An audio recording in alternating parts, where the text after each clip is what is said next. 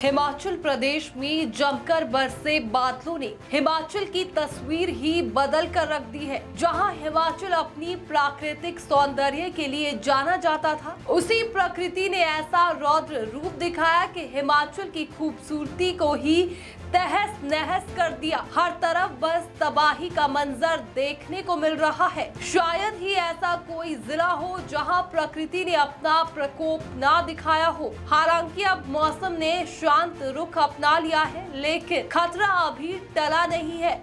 ऐसा लग रहा था जैसे मानो वर्षों से रूठी हुई प्रकृति अपना बदला लेने पर उतारू हो गई हो। हिमाचल ही नहीं बल्कि देश के विभिन्न राज्यों को जल जीवन देने वाली नदियां उफान पर आ गई और जो भी उसके रास्ते में आता गया वो तिनके की तरह बहता चला गया। नदियों के रौद्र रूप के सामने सब कुछ बौना ही नजर आ रहा था। भूस्खलन ऐसे लग रहा था मानो पहाड़ का सीना चीरता कोई आगे बढ़ रहा हो। प्रकृति के ऐसे रूप ने कई रिकॉर्ड तोड़े भी और कई बनाए भी। आफत बनकर बरस रही बारिश जब शांत हुई तो विचलित करने वाली तस्वीरें सामने आई, जिसे देखकर केवल ये दुआएं ही लोगों के मन से निकली, हे प्रभु रक्षा करना, ऐसा मंजर फिर न दिखाना। प्रकृति के इस खेल में कई आशियाने उजड़ गए। लोग अपने ही राज्य में शरणार्थियों की तरह रहने को मजबूर हो गए। कई जिंदगियां चली गई। पूंजी पूंजी जोड़कर खड़े किए मकान ताश के पत्तों की तरह ढह गए। कुल्लू मनाली पर्यटकों के लिए पसंदीदा जगह है, जहां भारी तबाही हुई। नेशनल हाईवे के क्षतिग्रस्त होने से लोगों की आवाजाही प्रभावित हो गई, जिससे लोग जहां थे वहीं फंसे रह गए। जैसे ही मौसम साफ हुआ, सरकार की ओर से बचाव कार्य शुरू किया गया। राहत बचाव की टीमें दिन रात लोगों की जिंदगियां बचाने में जुटी है। मुख्यमंत्री स्वयं 3 दिन से कुल्लू में जुटे हैं और स्थिति का पल पल का जायजा ले रहे हैं।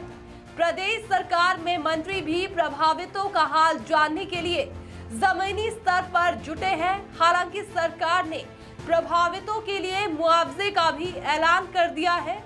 वहीं केंद्र की ओर से हिमाचल को डिजास्टर मैनेजमेंट अथॉरिटी को 180 करोड़ रुपए की मदद की किश्त जारी की है। गौर हो कि शुरुआती आंकड़ों के मुताबिक हिमाचल को 4000 करोड़ का नुकसान आंका गया है। लाहौल स्पीति के दार्शनिक स्थल चंद्रताल में फंसे लोगों को रेस्क्यू करने में प्रशासन, आईटीबीपी और बीआरओ की टीमों को बड़ी सफलता हाथ लगी है। ऑपरेशन के तीसरे दिन बुधवार को सुबह 5:30 बजे से सड़क खोलने का काम शुरू कर दिया गया था, जिसके परिणाम स्वरूप 165 व्यक्तियों को सफलतापूर्वक निकाला गया, जिनमें से 7 को एयरलिफ्ट किया गया और 73 लोगों को शिविर में रखा गया है।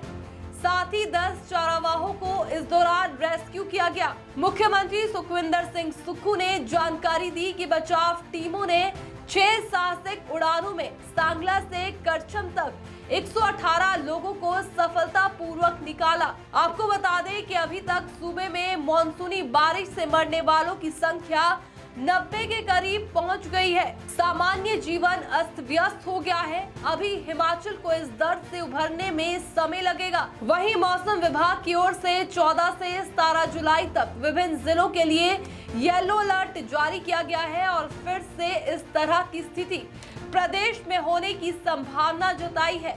साथ ही प्रशासन ने लोगों से एहतियात बरतने और सुरक्षित स्थानों पर रहने का आह्वान किया है।